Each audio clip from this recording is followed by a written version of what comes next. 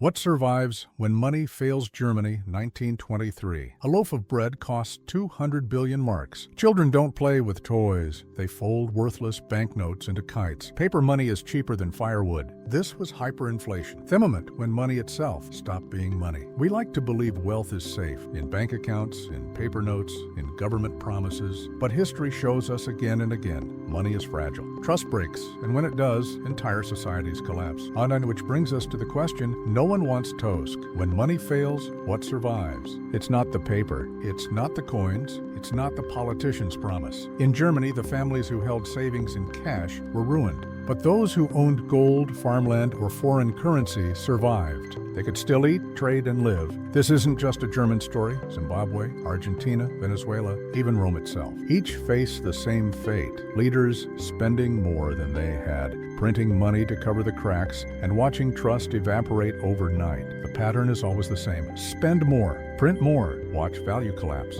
And every time, the question remains, what actually holds value when money turns to dust? That's the mystery we're going to uncover. We'll travel from Weimar's wheelbarrows of cash to Zimbabwe's trillion-dollar notes to Rome's debased coins. We'll see what survived, what failed, and why those lessons still matter today. Because history doesn't just tell us what happened, it warns us what will happen again. Weimar Germany. After the First World War, Germany was drowning in debt. Reparations were crushing, the economy was weak, and the government was desperate. Their solution? Print money. At first it seemed harmless. The presses rolled, coins jingled, and the shelves stayed stocked. But printing money is like pouring water into wine. Each glass looks full, but the taste gets weaker until one day it's nothing but water. By 1921, prices were rising. By 1922, they were exploding. And by late 1923, the system collapsed. Imagine this. You walk to the bakery in the morning. Bread costs 1 million marks. By lunch, it's 2 million. By evening, it's 4 million. Prices doubled in hours.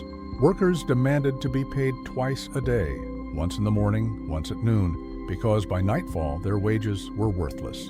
Families sprinted from payday straight to the markets before their money lost value. The scenes were surreal. Children stacked bills into towers and toys. Housewives used banknotes as kindling because burning cash was cheaper than buying coal. People carried money in wheelbarrows, not wallets. But there's the cruel twist. Not everyone lost everything. Some survived. Families who held gold, silver, farmland, or foreign currencies could still trade. A farmer with wheat was richer than a banker with stacks of marks. Trust had shifted away from paper and back into real things. This is the core lesson. When money dies, promises die with it. But real value, food, land, gold, foreign money, lifeson. Weimar's collapse became one of the worst inflations in history, but it wasn't the last. Next, we'll travel to Zimbabwe and Argentina, two modern disasters that prove the world never learned the lesson. Zimbabwe and Argentina. Zimbabwe. 2008. Inflation didn't rise by the hundreds or the thousands. It exploded into the millions of percent. The government printed so much money that the central bank released a $100 trillion note, and yet it couldn't even buy a full tank of fuel. Shops changed their prices several times a day. Families rushed to spend wages the moment they were paid. And when the shelves emptied,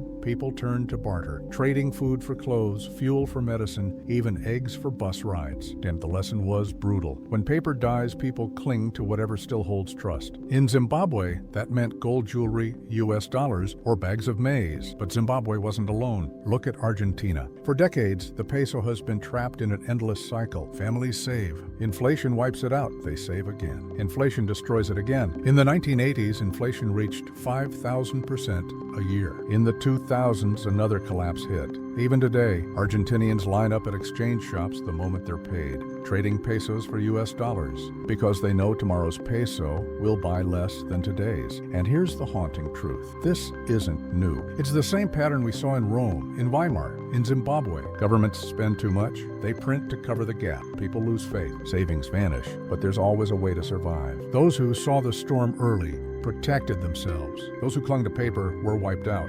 Zimbabwe showed us that even a $1 trillion bill can be worthless. Argentina shows us that once trust is gone, it can take generations to rebuild. And together they teach one lesson. Money is fragile, but value endures. Which brings us to another connection, one that ties ancient Rome, modern Venezuela, and even the 2008 crisis into the same story of collapse. Ancient and modern connections. Weimar collapsed. Zimbabwe collapsed. Argentina is still collapsing. But this story is far older. It reaches all the way back to ancient Rome. Rome's famous silver denarius was once 95% pure. Over time, emperors mixed it with copper until it became nothing but scraps of metal. People stopped trusting the coin, just like Germans stopped trusting the mark, just like Zimbabweans stopped trusting their trillion-dollar bills. The pattern never changes. Fake wealth always collapses. Fast forward to Venezuela, 2010s. Oil revenues dried up and the government printed money endlessly. The result?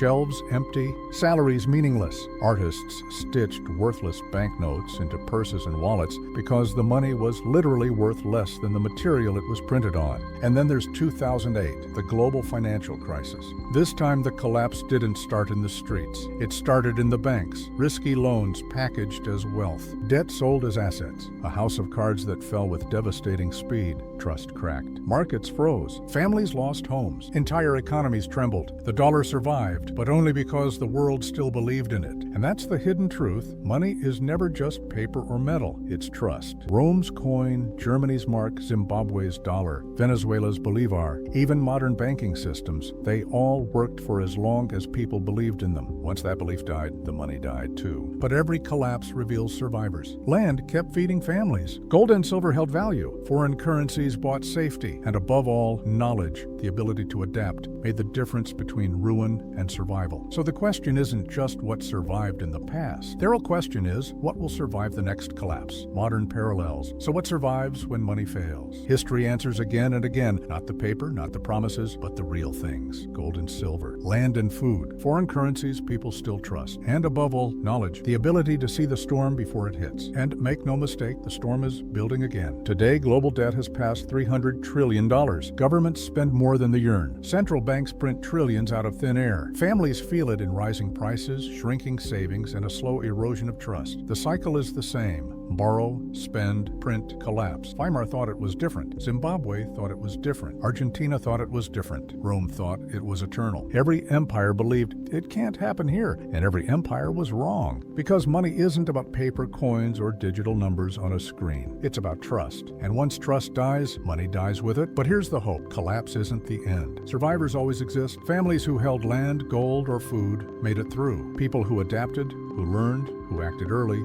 They survived when others lost everything. That's the real lesson of history. Money is fragile, but value endures. And the question is not if. The question is, when money fails again, what will survive for you? This is why we study the past. Because history doesn't just tell us what happened. It shows us what happens next. So if you want to understand how wealth collapses, how empires fall, and how ordinary people survive when money fails, subscribe to Financial Nexus. Because the next collapse, it may already be unfolding.